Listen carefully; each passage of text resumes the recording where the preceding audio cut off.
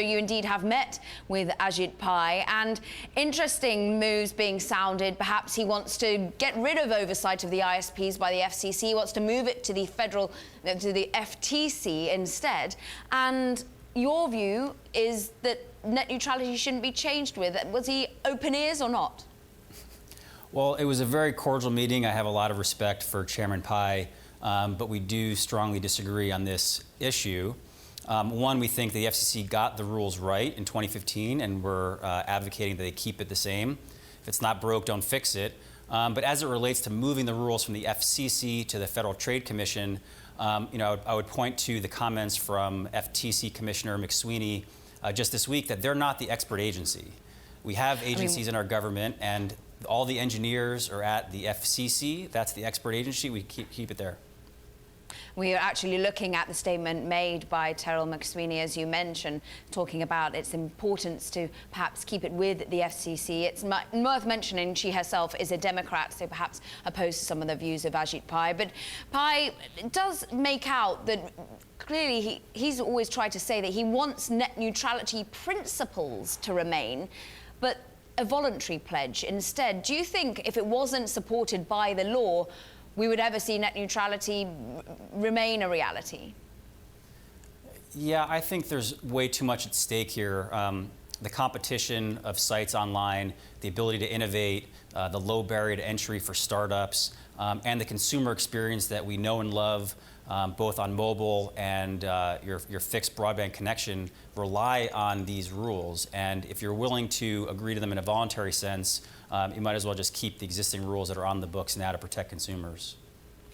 David, do you agree with Michael that if it ain't broke, don't fix it? Is it not broken as far as you see? And do some of the startups voice their concerns or not to you? Well, ironically, I do agree with him that if it's not broke, don't fix it. But to me, I come to a slightly different conclusion, or at least I worry less than he does, shall I say.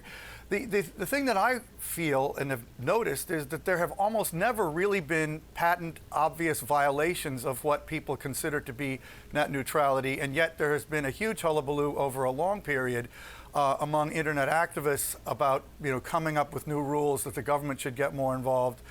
I believe capitalism generally works, and I honestly don't think that it's that big of a deal whether we have a voluntary agreement or a law, given that there is, in my experience, hardly any evidence of there really being a problem.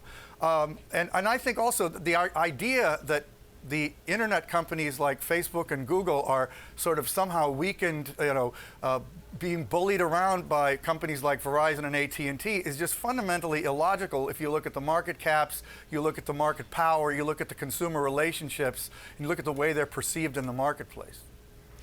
Michael, respond to that. Is there evidence, do you believe, that prior to net neutrality, that smaller startups and that certain internet content makers were unable to get equal access to the internet? Well, yeah, a few things to respond to that. One, we have had rules, or at least the overhang of rules, for quite some time, from the 2010 rules that got struck down and then back and forth. And so we have been under a period of uncertainty in this area where I think it has kept everybody honest.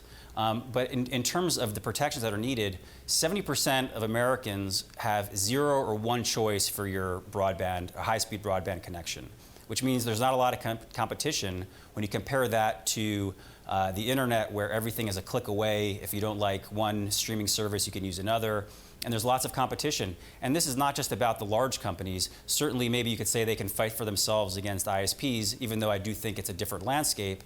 What about the next generation of companies? I mean, that's what this is really also about. It's about consumers, and it's about maintaining the innovation and the low barrier to entry for the next generation of internet companies to have the same chance that the first generation did.